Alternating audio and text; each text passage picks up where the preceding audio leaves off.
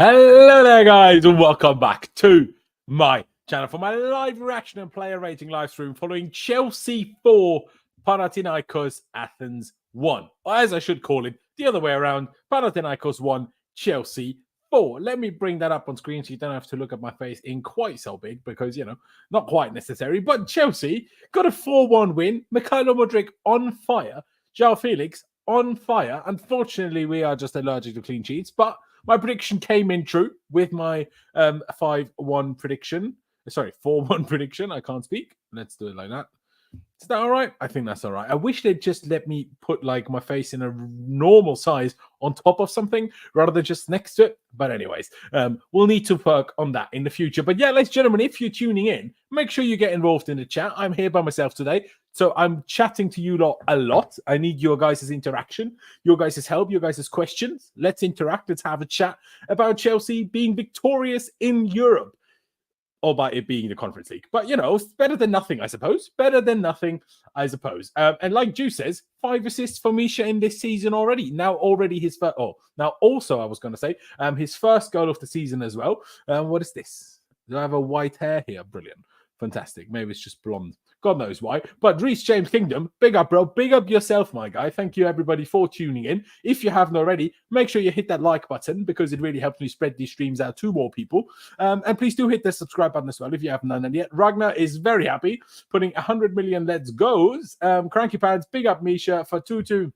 Full-time in Greece, Panathinaikos. Well, yeah, thank you. Thank you for stating that. Appreciate it. But bigger ups, Laurenz. Well, thank you, Cranky. Thank you, Cranky. But yeah, boys, how do we feel about today's game? I thought it was pretty interesting, pretty good in the grand scheme of things. I was pretty happy. I don't know about you guys, but I was pretty happy. I was pretty happy with the team. And let's get to the team. It will take me a second of scrolling, but let me get to it. I'll scroll down to when the lineup came out. You just need to bear with me until I find things, because I can't do things while someone else is speaking and have it ready and prepared. But there you go. You can see it now. Let me make it a tad bigger and myself a tad smaller for now. That was the 11 for tonight. Jurgensen in goal. A back four of Cucurella, Disasi, Badiashile and Renato Vega, but not the way it was lined up here. Enzo Fernandez was in this team after not playing at Liverpool as captain. Dewsbury Hall comes back into the Conference League team. So does Pedro Neto, Joao Felix, Mykhailo Mudryk, and Christopher Nkunku. As you can see on the bench, we had Sanchez, Bergström, so second goalkeeper, Tosin, Casadei, Chukwuemeka. Can't read it in that small, I'll be honest. Raksaki, Madueke, Sancho, George, Gio, and Moeka. Yeah, obviously, George came on as well. Unfortunately, we didn't get to see Moeka or Raksaki. That is a bit unfortunate, but we did at least get to see Carney Chukwuemeka. But let me bring the other screen up because it wasn't Cucurella at right back, like I would have hoped or thought. It was kind of a bit like this. So, essentially, Disasi still played right back.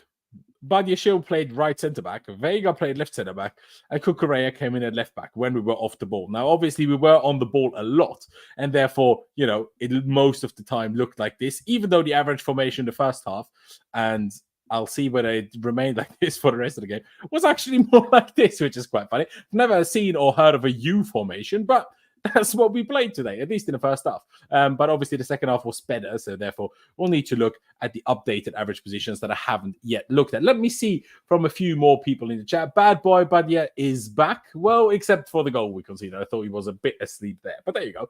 This UCL going to build up some of these players. I mean, let's call it UECL because let's not be arsed and pretend we're good at things that we're not good at.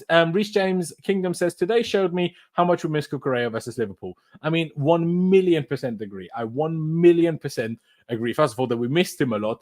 And secondly, that he was fantastic today. Let me actually bring up the average positions right now. So we can look at that before we do anything else. I mean, it fixed itself a little bit in the second half, but still not that much. Let me bring up the SofaScore screen for you guys. If I zoom in a little bit, you can see it's still a hint of that U, and the U on the right-hand side is still there. Well, the right side of the U, I guess, with the Nkunku dropping in between Dewsbury Hall and Neto. But in the first half, Misha and Mudryk was a little bit further ahead while, you know, Joao Felix dropped into the left, creating that U that I showed you earlier. But yeah, interesting, but I guess that's what happens when you don't play an out-and-out striker and the opponent play rather defensively. I mean, we can look at their average positions. You can see kind of a back three, then you see the two wing backs, you see a midfield three here, and then you kind of see their two main forwards. I know down here, the Panathinaikos team is shown up as a 4-2-3-1, but when you look at the average positions, I mean, I guess maybe he's the right back, he's the left back, and he's a very defensive right midfielder. By the number it is, Daniel Mancini, so I guess. But it looks like more of a 3-5-2 to me, if I'm being perfectly honest with you guys. But yeah, let me bring it back to the lineup screen from my end. By the way, ladies and gentlemen, already 70 people watching. I appreciate you all. Make sure you hit the like button, hit that subscribe button for me. It really helps me out. And also get your messages in the chat. I really want to chat to you. I'm back on your screen now, looking at everything that you guys have to say. So I would love to hear your thoughts, your opinions on what we saw today. If you have any questions, anything that you would like me to talk about, of course, use the super chat function if you want to, if you want to support the channel. But otherwise, just put the message as a chat in the message as a chat in the chat. Well, there you go. You get the point.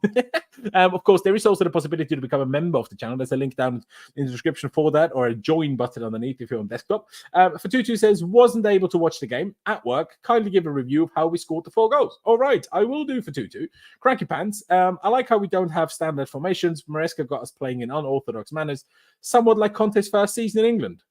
Ooh, I'm not sure if Conte's first season in England is the best comparison, purely from a sense of we played a pretty standard 3-4-3 under Conte, I would argue, but I hear you. Now, let me get to Fatutu's request, if we want to call it that. I'll bring up another screen for now, and then we'll talk about them. I mean, Chelsea, unfortunately, don't do very nice GIFs or whatever about when we score, which is a bit of a shame, but hey, there you go. Well, so I guess let's open FOTMOB. Why don't we? There you can see when we go to the facts, who scored when.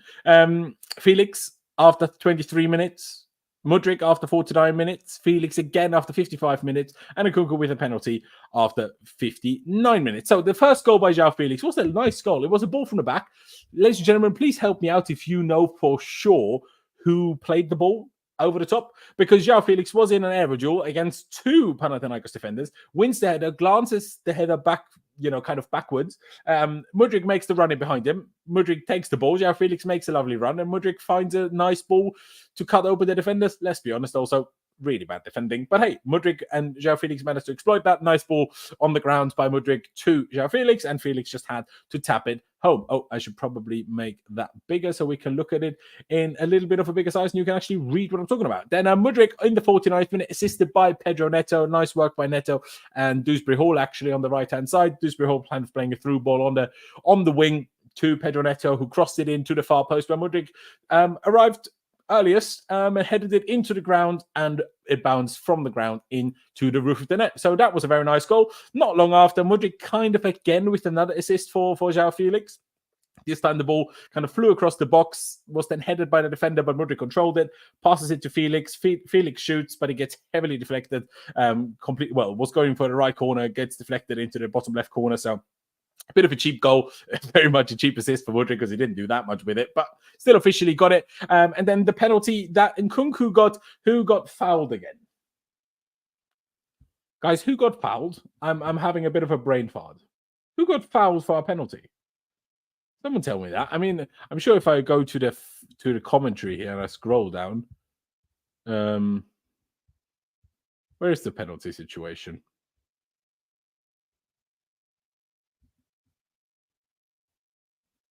No, they do not. They do not tell me who won the penalty. Does it not tell me anywhere who wins the penalty, man? Can someone tell me who won the penalty? Was it Felix? Oh, yeah, the Felix handball. Thank you, KK Ayama. Thank you. Thank you, Cranky Pants as well, obviously, everybody.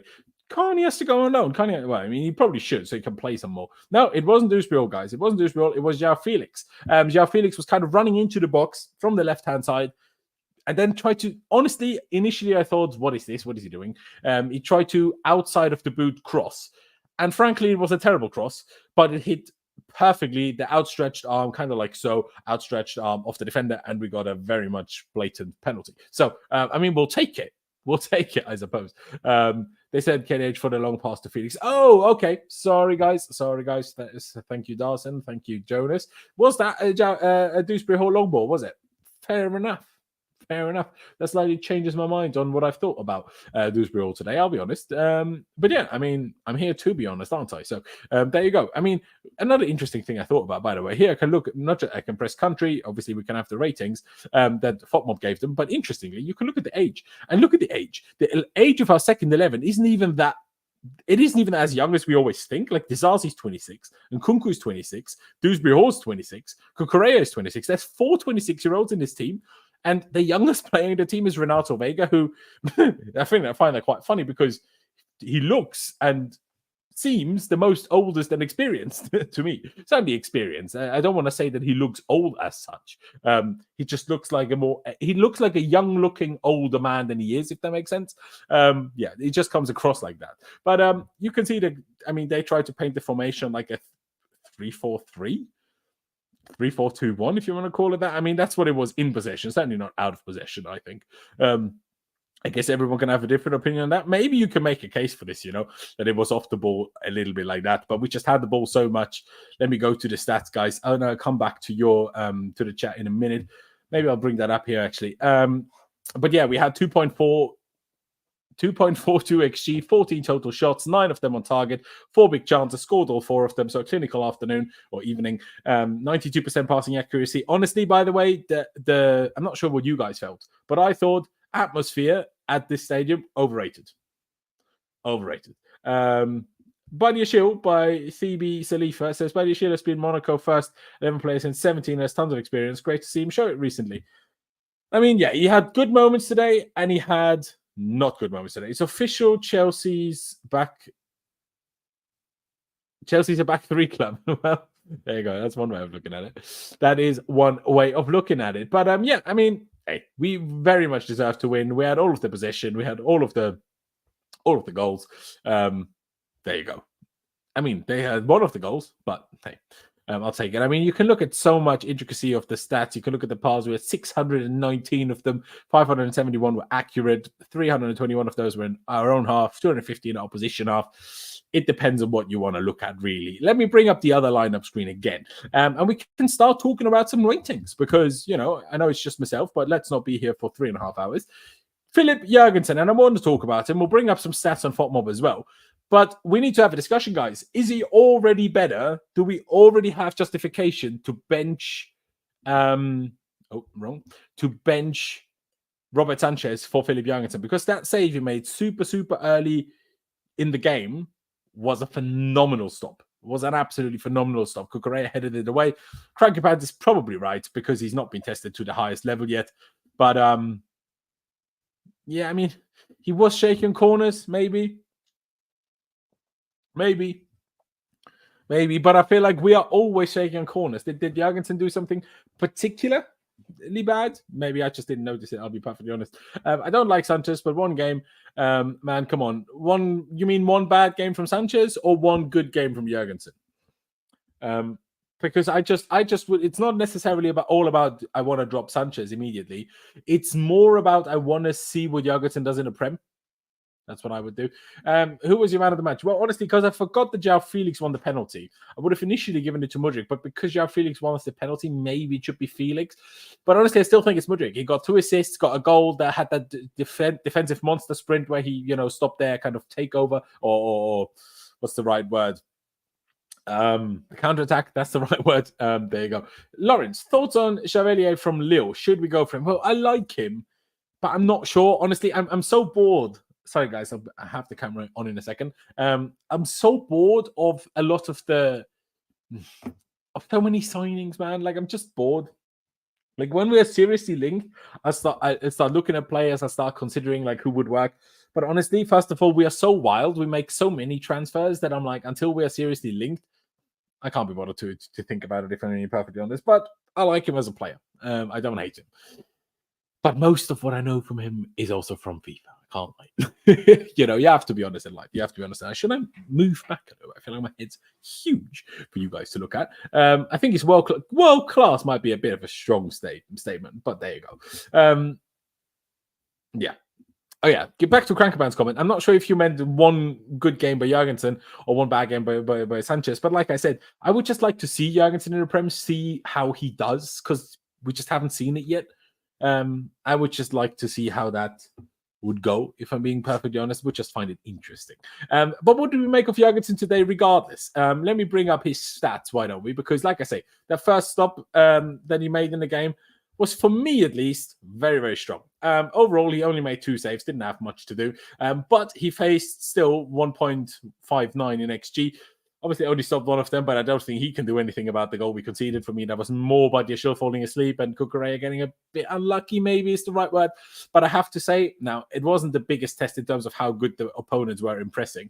But I was actually quite positively surprised and impressed.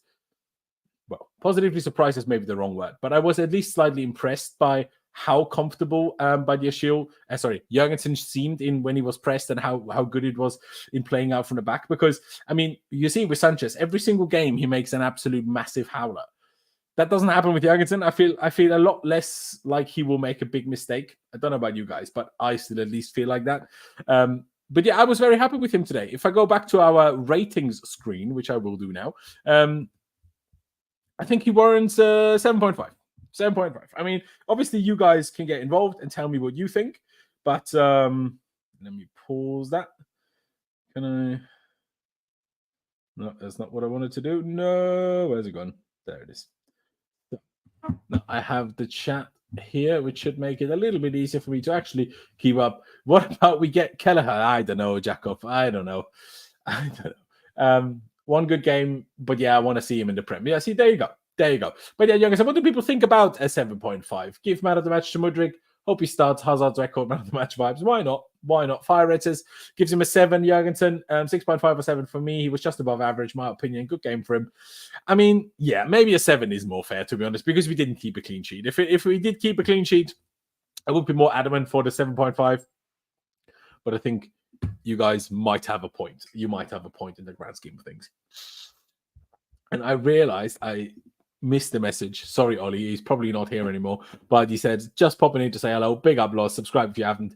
Thank you very much, Ollie. We hope you're well. We hope you're very, very well. But yeah, let's give Jurgensen the 7. Is, by the way, guys, is this choice of screen okay for you? Or is the kind of the team too small and I should make my own face smaller? Like so. Tell me which kind of way you prefer. I guess maybe, especially when we look at stats, the other one is probably better. My apologies, guys.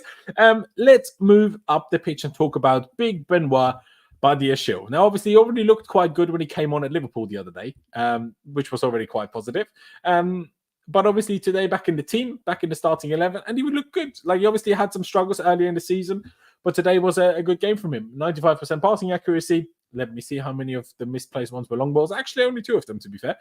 So you can see a lot of passes, 99 accurate ones, 8 accurate long balls, which is very impressive. Had no tackles, though. Lost both ground duels that it was in, but won 3 out of 4 aerial duels. So, you know, it's something, I suppose. I like this passing. There was a couple of moments, especially the goal, that I thought he should have done better for.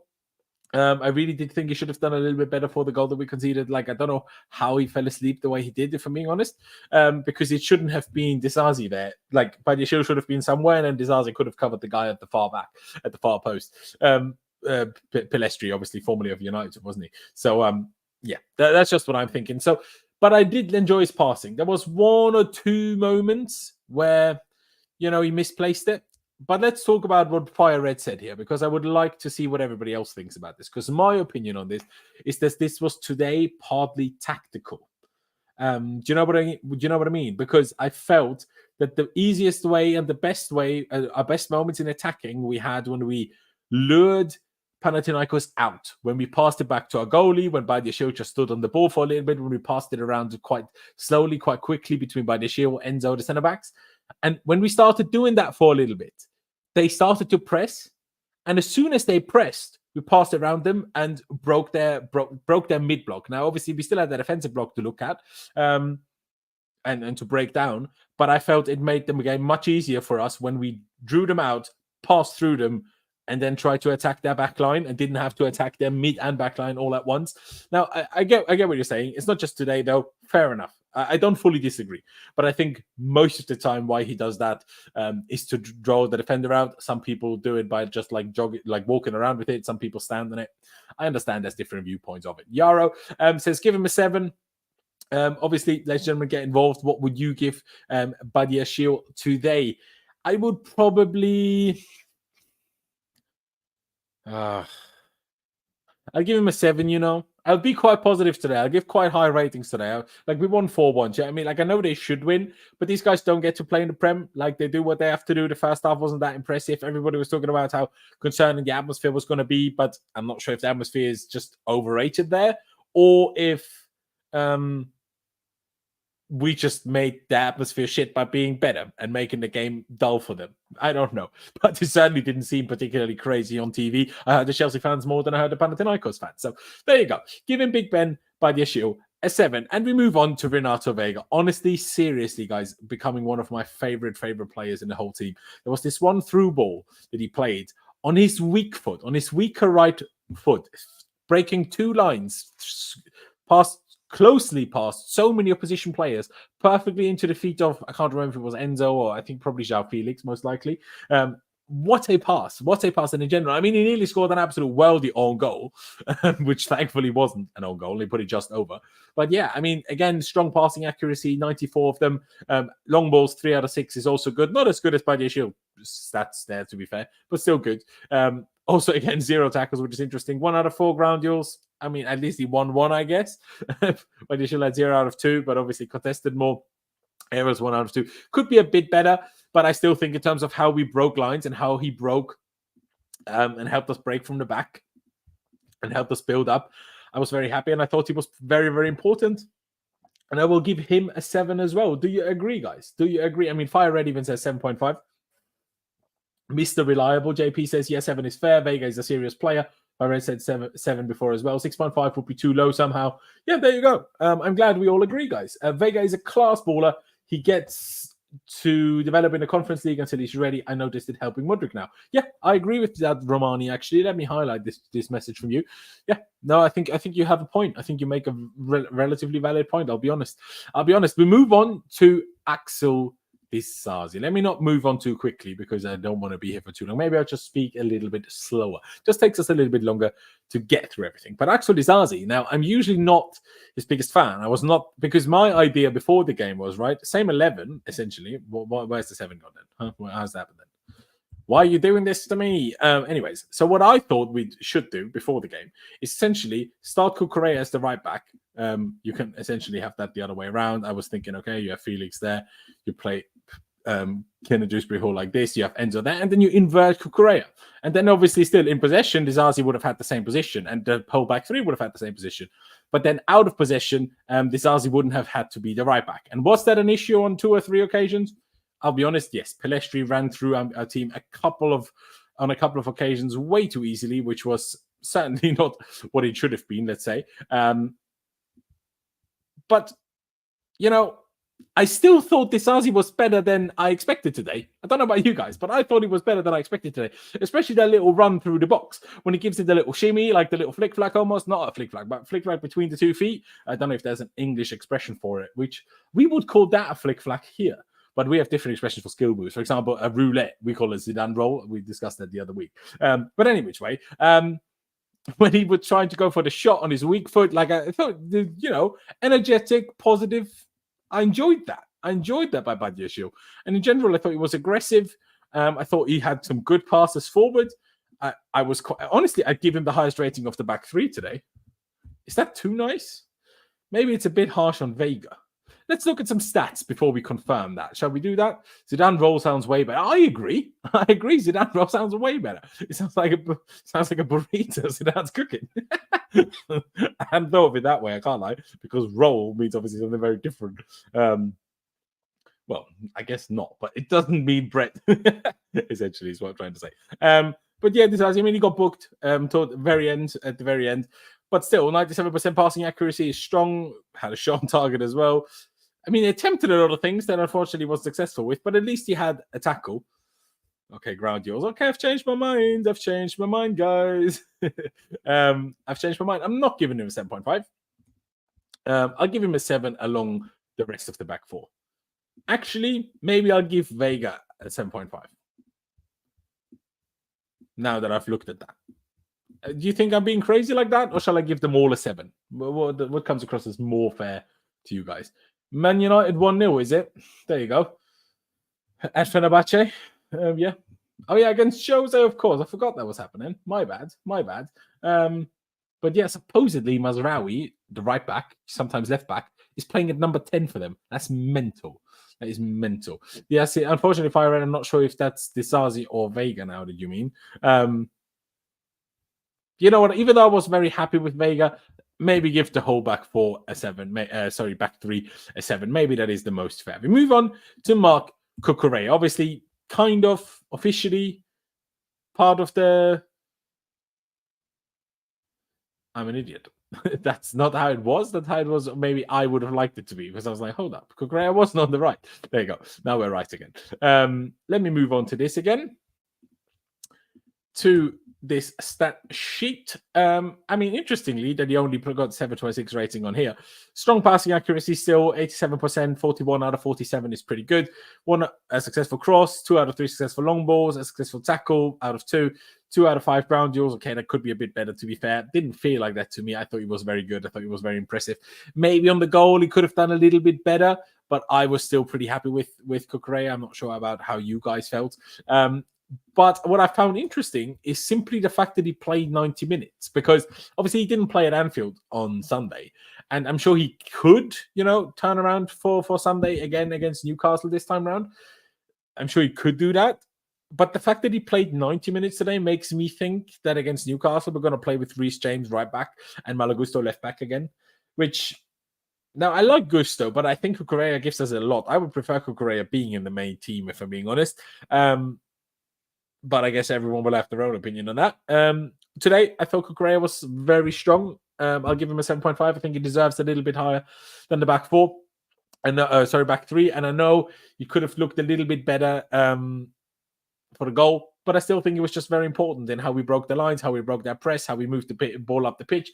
I was very happy with him. So big up him. And yeah, I guess I'll already move on from Michael Cucurella. Sometimes it's just quite quick. Now, if you guys have different opinions and you want to disagree, obviously disagree as quickly as you can. I know you're obviously slightly delayed, and me by being here by myself.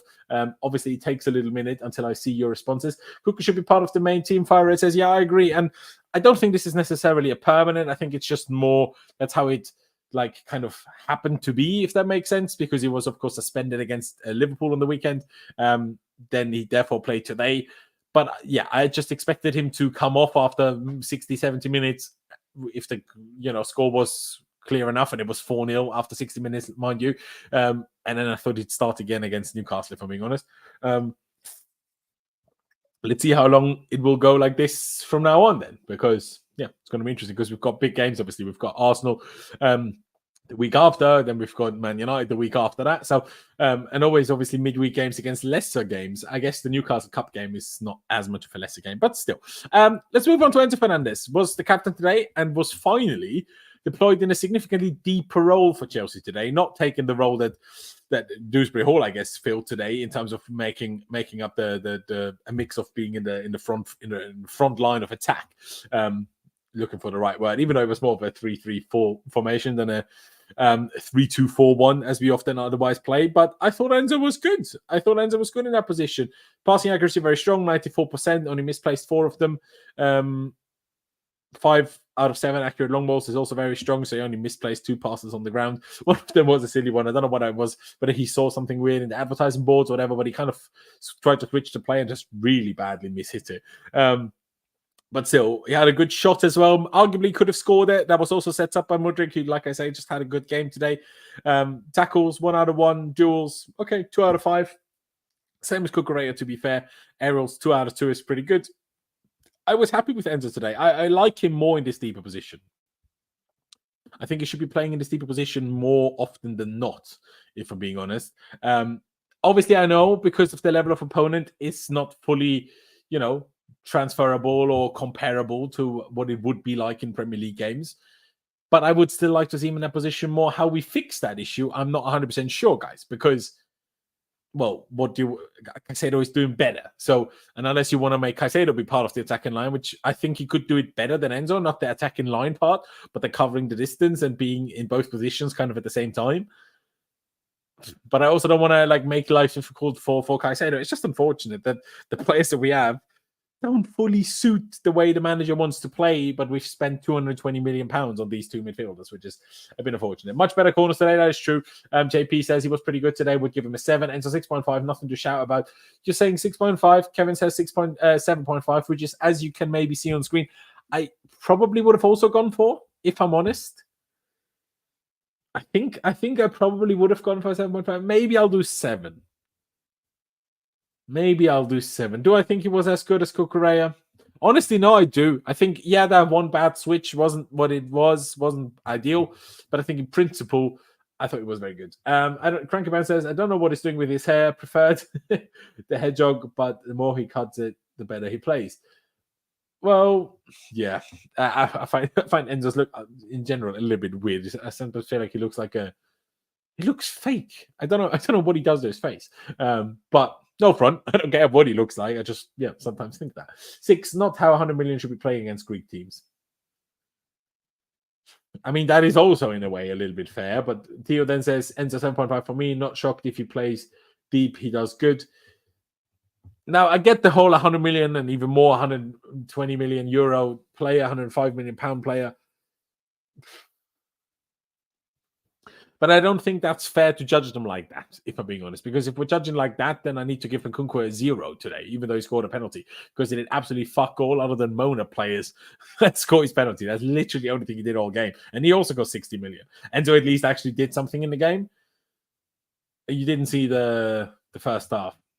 Yeah, I mean, the first half wasn't as good as the second half, but maybe Enzo was more influential, to be honest. Now, I'll stick to that 7.5. Let's get to Dewsbury Hall. Now, I was initially thinking of giving him a 5 or 5.5. There was one really bad over the top ball. I don't know who he was trying to play it to, but like it went miles and miles and miles away from any other Chelsea player and ended up, I'm pretty sure, in the hands of the goalkeeper. But as I learned earlier from the chat, he played that over the top ball that Felix flicked onto Mudryk. That Mudryk passed back to Felix for the 1-0. So that gives good old Dewsbury Hall some credit. Andy also, like Theo says, also kind of had the pre-assist for Mudryk's goal because he played the through ball on the right-hand side to Pedro Neto for Pedro Neto to hit the good cross to Mudryk. So with that said, I guess I'll give Dewsbury Hall a 6.5. Would people be okay with that? Let's look at his stats, but I'm pretty sure that seems relatively reasonable, at least if you ask me. Dewsbury Hall, there you go. Played 77 minutes. That's when he was replaced by Carney Chukwuemeka. 52 out of 59 passes, 88%. It's pretty good still, to be fair. One shot supposedly on target. Honestly, can't remember that shot, if I'm honest. 1 out of 2 long balls, 0 tackles, 0 out of 2 ground duels. I don't know, man. Because of the 2 pre-assists, let's give him that 6.5. But I think he's scraping it a little bit, if I'm being honest. I think I could also easily give him a 6, in my opinion. Fire Red says he had a decent game, 7. Fair enough. Maybe I'm still just a bit harsh on the guy. But yeah, I don't know. I just saw more average and bad than good, especially in the first half. I thought him and Pedro Neto on that right-hand side were very poor. Now, Neto at least, made up for it with a nice assist. And to be fair, like I say, Dewsbury Hall was involved with it, and Dewsbury Hall played the ball for the first goal as well. But yeah, I just thought they didn't do enough for me. So let's give him a 6.5. I think that is relatively reasonable. Yeah, let's do Pedro Neto first, why don't we? Not the most crazy game. I'm still kind of struggling with him a little bit. Not in the sense that I don't like him or any of that. It's more that I'm like, so he comes on against Liverpool, looks a lot better than Sancho. And I'm like, okay, strong. Then, even though obviously he still played 45 minutes because that sub for him coming on for Sancho happened at half time. And he still played today. Obviously, came off after 62, but still. But honestly, other than the cross, he was poor. Like, he just didn't do anything. And the cross and the assist was great. It was a fantastic moment. But I thought generally he was... I just didn't see anything. I'm surprised by how positive you have been. I mean, Fire Red says he had a decent... okay, that was for Dewsbury Hall. Kevin, I'm not sure if you're talking about Neto still or Dewsbury Hall, but JP, I assume, is about Neto. 7 for Neto, Kevin says. Okay. Lyndon says 7. Not bad, not great. 6.5. Like him as a person and creatively, but still not a viable sub for Gallagher, to be honest. Platitude, ATP. I think that's still a Dewsbury Hall you're talking about. Yeah, I mean, honestly, I'll give him a 6, guys. 1 out of 5 dribbles, 1 out of 4 crosses. Okay, one of them was at least very good. He tracked back a lot, which I enjoyed, but then 3 out of 10 duels. Is it too harsh if I give him a 6? Maybe it is a bit harsh. I give him that 6.5 because I'll be nice, and I gave Dewsbury Hall a 6.5 as well. But honestly, I think he probably warrants more than 0.5 lower than the back three. But does he deserve less than Dewsbury Hall? I don't really think so. Purely on ability of ability of the player. Maybe he does warrant a lesser rating, even though he arguably did at least the same or not less. But let's keep it even. Let's keep it fair. I mean, yeah, a couple of 6.5s in there. He's been pretty underwhelming, unfortunately. Yeah, I don't know. I'm slightly struggling. Like it has moments and flashes where I'm like, oh, you're good. Then he has moments where I'm like, what are you doing? What's happening? Why are you playing like this? Please, man, come on. Deserves more than Dewsbury Hall, do you think? All right. Yeah. I mean, everyone will have their own opinion. Like I say, I'll give them both a 6.5. I think that it fits in the middle kind of quite nicely. We move on to who was, for me, a man of the match today. And how often have we said that about Mykhailo Mudryk? Not that often. So I'm very, very happy to be able to say it today because I'm a big fan. I like him. And I really hope it goes well for him and it works out for him. FOTMOB rating of 9.1. Score the goal. You can see the goal was from far out, but it was still a good header. Made sure he headed it into the ground so he didn't accidentally head it over. Very good technique, very aware, very smart, very good game IQ for me. The 2 assists, the first one to Joao Felix was lovely.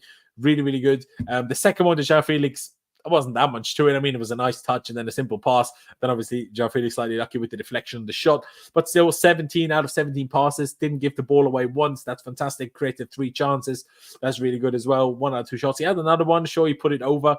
But it was still the first kind of attacking moment that we had. And then when he shot, I really liked it. That was like the camera was on him when he was like really aggressively and loudly shouting, calm down or whatever, and supposedly was shouting it to Nkunku, who was seemingly moaning at him for not passing him the ball. I really like that kind of attitude and kind of like I like that from Mudryk. Like, don't be quiet, don't let yourself shut down. I'm not saying maybe he should have passed in that moment, but I still like that fire in Mudryk. He's always been very quiet, not really seen him say and talk too much. So, I like it. I need to highlight this chat message here by Juice. He says 6 goals and assists for Mudryk in 6 starts. Well, that's pretty good. That is pretty good. I mean, sometimes obviously he has those. Sometimes he's had those goals and assists off the bench. I think he didn't always start. He did have that one bogus. Yeah, but I thought it looked worse than it was. I thought it didn't go as high over the goal as it maybe looked like initially, purely because of how the stadium is, of the running track behind it. Big up Mason, by the way. Hope you're well. 8 from Mudryk from your end. Linden gives him a 9. Credit where credit's due. Definitely man of the match. 9. 9 for me. Yeah, you said it. Thank you. I will probably give him a 9 as well. Actually, let me see. What was the duel situation? Okay, well, we actually had the same duel situation as Pedro Neto, 3 out of 10. It looked more to me, especially that one moment where he tracked back so well and so much and so far, which was really important to stop that counter-attack. I was really happy with that. But yeah, I think a 9 is fair. Shall we start giving out like a star or something for the man of the match in future? Maybe we could start doing that. So where are the other stars then? What is this? The whole bloody emoji search since I updated my Mac has turned very strange. So I don't know why that's happening. But there you go. We'll give him that star because he was the man of the match. Let's put it before his name. Why not? Just to, I don't know, look a bit nicer maybe. I don't know what word you want to use for it. But yeah, I was pretty happy with him. Now, it's still the Conference League and he can still do more. And we still want to see more from him in other days. And obviously the fact that he wasn't even in the squad against Liverpool, he's still not fully there. And he's still not like fully like in the seriously being considered for the starting 11 in the Prem by Maresca at the moment. But I think he should. Like, he also played 90 minutes today, of course. So therefore, you already know he's not going to come into the starting 11 on Sunday. Otherwise, he would have most definitely taken him off earlier in the game, and he didn't. But yeah, 2 very nice assists, in particular the first one. A good goal. Could have had another assist too. Yeah, no, he should at least make the squad. I agree with you. I bloody hope so. Bloody hope so. Need to see Mudryk versus Kyle Walker. Yeah, I want to see that. And I want to see Mudryk versus Van de Ven. And I want to see, in an ideal world, I would even love to see Mudryk versus Adama Traore and Mudryk versus Mbappe. I want to see all of those races. So can we just do like an Olympic style, just race all 8 of them or whatever, however many they are? There you go. But yeah, still solid performance. A bit confused by Correa played, but glad he did. Yeah, I mean, I kind of agree, obviously, because he didn't play at Liverpool because he was suspended, I guess. But I'm mostly surprised that he played the full 90. That did surprise me, I got to say. But yeah, shout out Mykhailo Mudryk as we slowly move on and talk about Joao Felix. 2 goals today. Obviously, the second one a bit lucky because it took a heavy deflection. He could have had another one as well. He did also what I liked. Maybe we just didn't see it, but what I liked, there was no argument or conversation going on between him and Nkunku for the penalty, because obviously Joao Felix was on a hat-trick. He could have taken a penalty, but he didn't. And it seemed like there was no argument about it either. So I don't hate that from Joao Felix, even though he 100% deserved a hat-trick more today than Nkunku deserved 1 goal, if we're being honest. I would give him ever so slightly less than Mudryk. Maybe people find that a little bit harsh, but I'll give him ever so slightly less because I thought you had a few more bad moments and a few more silly moments where he gave the ball away a bit unnecessarily, I guess maybe is the best word. And just, yeah, a few moments where he wasn't that great, like we could see it with Mykhailo Mudryk didn't give the ball away a single time either. That is obviously a bit different for Joao Felix. Now, he had a lot more passes. Mudryk obviously had 17. Joao Felix had 44 successful ones, and he was still very good. So don't get me wrong. When I give him that 8.5, I don't mean that in any way, shape, or form negatively at all. I mean that in the most positive way. And I mean that in the most positive way. I was very happy with him today. I think he did good. Noni, and you know, it's going to be a fight for the pen. That's what I'm saying. And I don't want to make it too bad. Like, I don't want to make it too much about Noni, and I don't want to sit here and it guaranteed would have been like a drama if Noni played. But last season, it certainly was every time, wasn't it? Yeah, cranky pants. Mudryk versus Van de Ven versus Walker versus Mbappe. Music. To think of it. Yeah, let me not sing that because KSI might copyright me, which we don't want. But yeah, Lyndon says 8.59 for Felix. JP says 8.5 is fair. There you go. Fatucci says, thinking about Newcastle game, what do you think about Renato Vega starting instead of Cucurella, considering the physicality and ruggedness Newcastle bring to the game? I think neither will start, bro. I think like at Liverpool, I think Gusto will start at left back. That's what I think will happen. Yeah, because I think the more physicality we're going to add by playing Lavia Caicedo again. I think Enzo is again not going to start, if I'm honest. I think it might be the exact same team that started against Liverpool, if I'm honest. But yeah, everyone will have their own opinion on that. But yeah, Joao Felix did good. 2 good goals. Well, 1 very good goal, 1 slightly lucky goal. But a good performance overall. 8 out of 10 long balls is quite strong as well. Okay, dual-wise, not so much, but there you go. Give him that 8.5 and move on. Next one, and last one of the starting 11, we talk about Christopher Nkunku. I will bring up, obviously, his rating and stuff in a minute. Let's look at his stats first. He played 61 minutes before being replaced by Mark Yu. Obviously scored that 1 goal from the penalty spot. A nice penalty. There was a lot of laser pointers in the stadium, and he seemingly did seem like a bit bothered by it. Didn't let it affect him, though, and scored his pen very calmly and very, very, very well. Yeah, 16 out of 18 accurate passes, 1 out of 1 shot, 0 out of 2 successful dribbles, 0 tackles, 1 out of 4 duels. He, first of all, just wasn't very involved. How many touches did he have? 28. I mean, look, obviously, Mudryk played the full 90, and Joao Felix, Christopher Nkunku played a third less, but he had less successful passes than Mudryk did, and he played in a more central position. The way he played today, we looked at the average positions earlier. Let me bring up the other screen so I can shift it around how it looked for a lot of the game, particularly in the first half. Like I say, Nkunku was more here, like for a lot of the game. I guess if I stretch it a bit, Neto was up here and Nkunku was down here. In the first half, it was very much like so. Neto even higher. The Mudryk was, and Nkunku was in this position, and he didn't really know how to link up with Dewsbury Hall or with Neto. He didn't really know how to get himself more involved in the game, and it was a bit of a shame, but unfortunately, it was the reality. It was the reality. Yeah, he scored a pen, so therefore, I'm going to give him an average 6. Would I have given him an average 6 without the pen? Maybe I would have been able to be convinced into it, but he probably doesn't deserve any more than a 6, in my opinion. He really doesn't. Fatutu said, I'm happy Carney got some minutes. I agree. The Gusto starting in left back was, for me, one of the 2 wrong decisions by Maresca versus Liverpool. In my opinion, the coach needs to trust RV Renato Vega. Yeah, but no. Renato Vega is a different kind of player. I know he did that against Ghent, but don't confuse the Conference League with the Premier League, mate. Don't do that, because he came from the Swiss League. It's a different ball game. And I'm not saying Renato Vega can't handle it, but Gusto is strong. And because Gusto against Liverpool was asked to essentially be the left attacking midfielder, as well as the left back, that is a lot of running. That needs a lot of pace. And Renato Vega is a big fella. He's not going to carry his 85, 90 kg, 95 kg potentially, because he's huge, around the pitch from left attacking mid to left back. It's not going to happen. So if the setup is supposed to be similar with Lavia and Caicedo building the double pivot, that's what I'm expecting. So let's see. And maybe that was always the plan. We saw Gusto being used at left back in preseason, even. You know what I mean? Maybe now that Reece is back, that was always the plan. Who knows? Crankerman says, noticed Nkunku is a fraud. Most days he scores pens or unimportant goals. When it's 2-0, he scores a goal to make it 2-1. He's not a game changer or Palmer player for us. Underwhelming. Good pen, though. That's a statement, Cranky Pants. That's a statement. I think fraud is very strong. I wouldn't go that far at all. Does he often score pens and not particularly important goals? Yes. But did he also score our 1-0 winner in the 86th minute away at Bournemouth in a game that we were struggling in and arguably deserved to lose or at least not win? He also did that.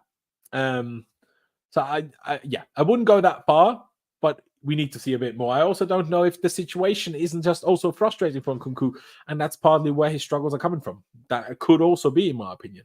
That it's just like he doesn't really see a way of him fighting his own way into the starting 11. If he can't be, like, if he's never in the starting 11 in the Prem, in the big games, maybe he's just a bit annoyed by that. You know what I mean? Maybe that's affecting it as well. I don't know. But yeah, I wasn't happy with him today. I really wasn't. I'll give him a 6 because he did score and he did get that penalty, which is all nice and good. But I still wasn't that impressed and that happy, if I'm being totally honest. Let's look at our subs then. We made a fair few of them today. 4 of them, to be exact. In the 61st minute, Mark Yu came on for Nkunku and Tyreek George came on for Pedro Neto. Let me put Yu here and then we'll look at Pedro Neto. I didn't change the screen for you guys, did I? So I'll go back to that screen. And we'll look at Mark Yu's stats. 4 out of 5 passes. I guess 0-2 goals. That's not much to look at for stats here. But he didn't look great, did he? He looked very underwhelming. It didn't look like the kind of player we saw and also kind of got used to in preseason. Like he missed that open goal against Servette in that qualifier at home at 2-0. And I think that killed him a little bit. I don't know why. Like, it's such a shame. He should have so much scored. And maybe he would have been equally as average if he scored that. But I still think I feel a bit bad for him because at the moment it doesn't smell like he's ever going to score a goal again. And maybe he's never going to play for Chelsea again after the season. Who knows? Like, he might do. He might not do. He's still very young, so let's not judge too soon. But yeah, wasn't much to it. He should arguably be playing more for the under-21s or under-23s than for the first team at the moment. But yeah, obviously, I mean, do I give him a rating? If I give him a rating, I probably have to give him something like a 5. I'm not sure about you guys, but I kind of have to give him something kind of low if I'm going to rate him. But he played half an hour. So I kind of have to give him a rating. So I'll give him a 5. I could probably go lower, but I'll give him that 5. Tyreek George. Let's move on to him. We can look at the stats all the same. I did change the screen now, didn't I? So there you go. Back to the Panathinaikos one. Tyreek George. There was a couple of moments where he should have passed it a bit more or sooner than he did, and he looked for the shot. I also think he would feel more comfortable on the left because that's more his natural position. You can see how much he goes for the shot and the cross rather than anything cutting inside. But still, 9 out of 9 passes, didn't give the ball away. 2 out of 2 shots that he got on target. Successful dribbles, unfortunately, not so much, and the crosses neither. But still, he was giving it a good go. And I'm still excited to see a lot more of him. I'm going to give George a 6.5 of the bench. I think he did good. Obviously, the bench ratings are not comparable to the starting level players rating. I'm not saying George was as good as Neto. That's why there's this star there. Just to be very clear. Moving on to the other substitutions, and I will follow up with the chat in just a second. But the next subs were Casaray coming on for Enzo Fernandez, and then Carney Chukwuemeka coming on for Kiernan Dewsbury Hall. Let me just put those up, and then I will reply to a couple more messages in the chat. Again, guys, if you have anything that you want me to talk about that maybe I haven't gotten to or whatever else, please put it in the chat. Of course, use the super chat function if you want to. Otherwise, just put the messages in the chat, and I'll get to as many as I can or as I find interesting. Before we talk about Casadei, let me look at the messages in the chat. George was good, but wasteful. No, I agree. Where is David Washington on loan? Nope, just plays for the under 21s most weeks. Versus LFC, when Renato Vega came in, Salah was snuffed out. Liverpool shifted back to the right, and 2 goals of Liverpool came from the left. I may be wrong. When I see Vega look like you guys usually call proper Chelsea. No, I agree. He's proper Chelsea. That one thing doesn't take away from the other thing. But I mean, I don't fully disagree, but Renato Vega didn't replace Gusto in the team. Gusto still continued. I mean, obviously Gusto switched sides then.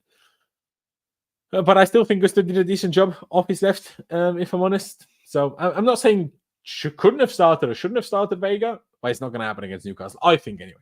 All right. Fraudulent for a player. Poch was touting as the second coming of Obama. I mean, I still think Enzo is very good, but we need to see a bit more.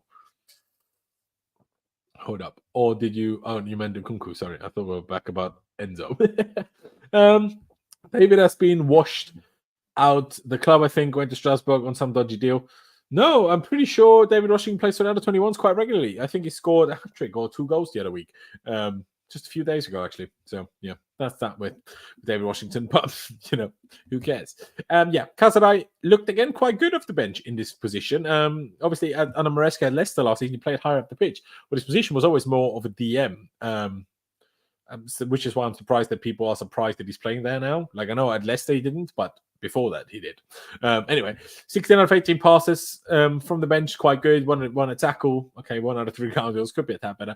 But I thought it was decent. Honestly, I quite like Casadei. And we look at Chukwuemeka, 16 out of 18 passes, quite good as well. Not much to it. I'll give those 2 an NA. I think I'll keep it quite short and simple on those 2. I think that is reasonable. But yeah, still, well, Casadei I thought looked decent. Carney as well, but I'm just glad to see a bit more of Carney. I hope he can fight his way into a starting position, because obviously now 6 out of 6 points.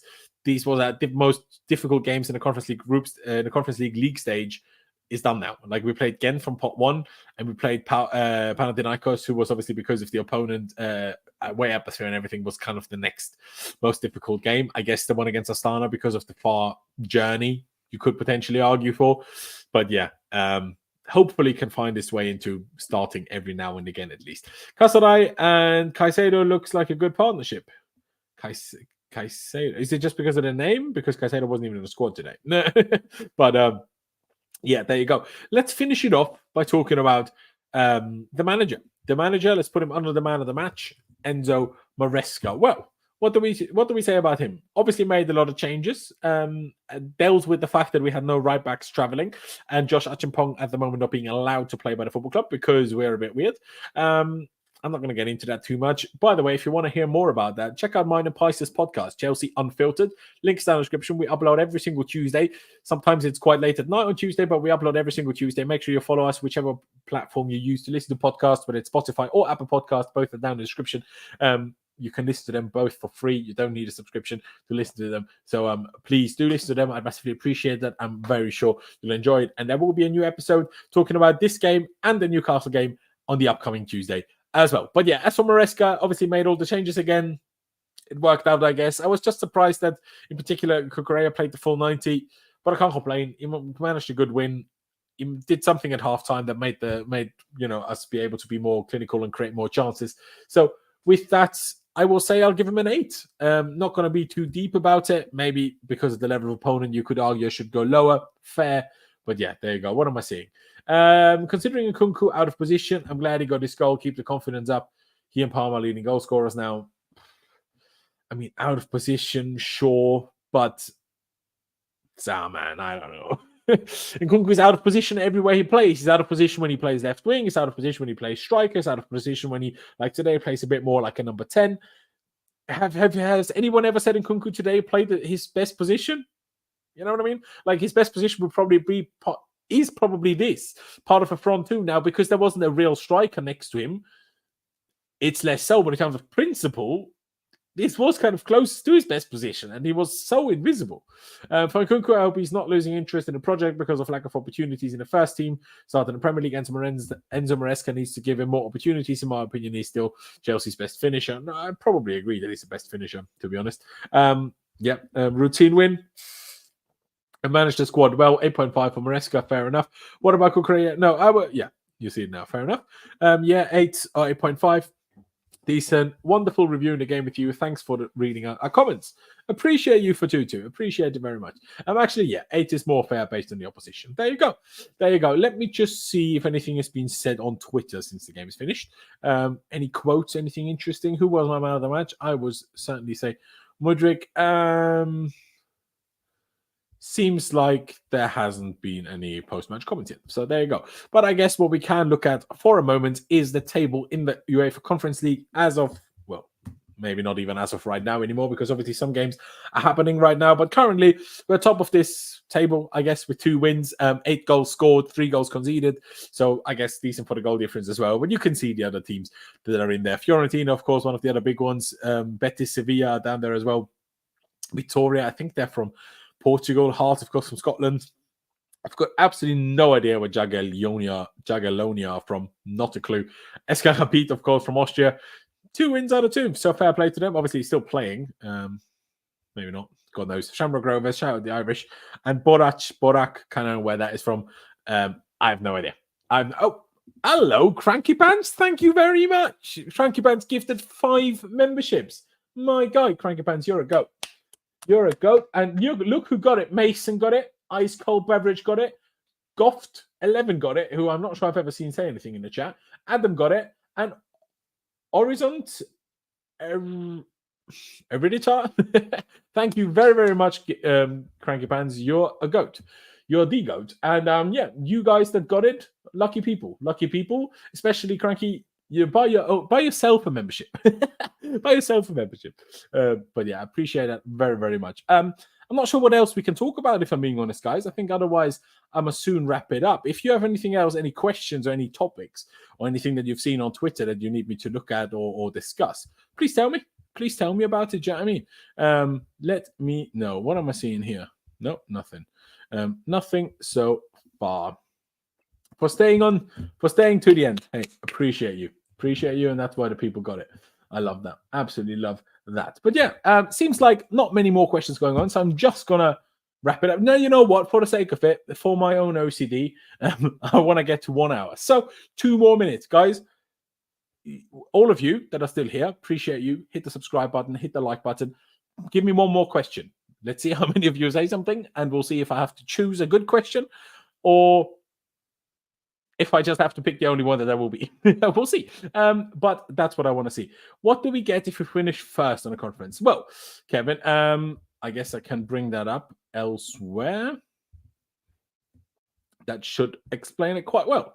Let me bring up a different screen and I'll explain how that whole Conference League thing, as far as I know at least, works. So, as you can see, guys, there's 36 teams. By the way, I'm not sure if you are all aware. But Chelsea's squad is worth more than all other 35 Conference League teams' squads are combined. Isn't that mental? So, I mean, we're probably the biggest favorites any team has ever been in any competition ever. But yeah, 36 team in total. If you divide 36 by 4, that gives you 8. So you kind of have almost 4 sets of 8 here. You have the top 8. You have the bottom 8 from 36 to 25. Sorry. Am I being an idiot? Yes, I am. What the fuck? But it is the top 8.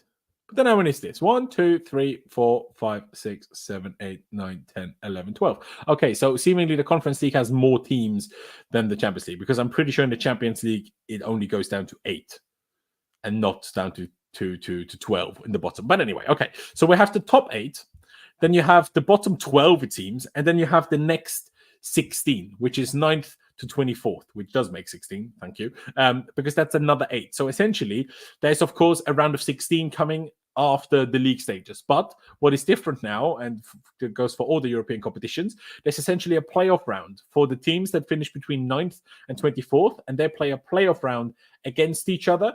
And the winners that are drawn out of those fixtures, the winning 8, then follow the top 8 into the knockout stages. Now, as far as I know, and I haven't had this confirmed, shout out you, Cranky Pants. I'll highlight it in a second. As I've heard once that maybe there's this that the first can't be drawn against the second from the league stage because they want to keep that almost like in seeding, like in tennis or whatever. That for example, the first and second team from the league stage can't play each other until the final. Maybe that will happen in the draw. I'm not 100% sure. So that advantage we might have that we can't get, for example, Fiorentina if it remained like this until the final. But I'm not 100% sure on this. But anyway, the top 8 are guaranteed through. The 9 to 24 need to play a playoff round.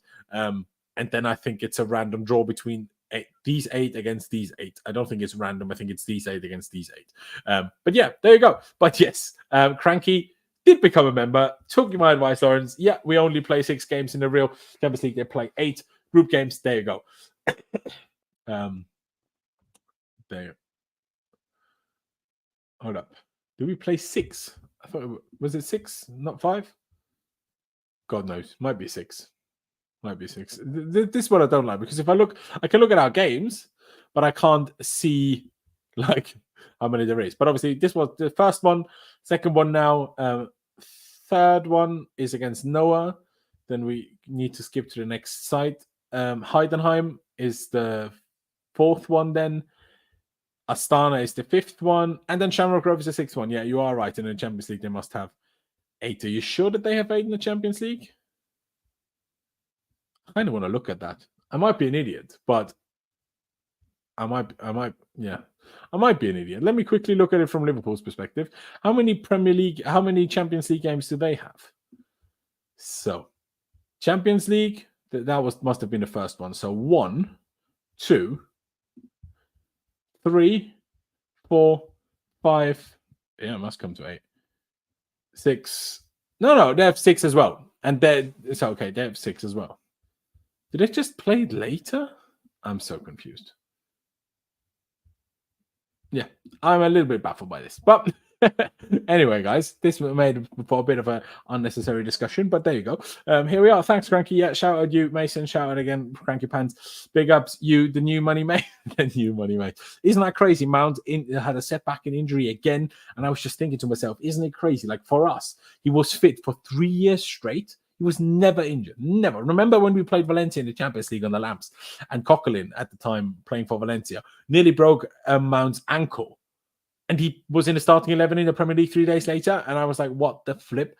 Like was always fit, and now he can't be fit for a game. Like it's unbelievable. It's genuinely unbelievable. But ladies and gentlemen, I'm gonna wrap this up now. Shout out you again, Cranky Pants.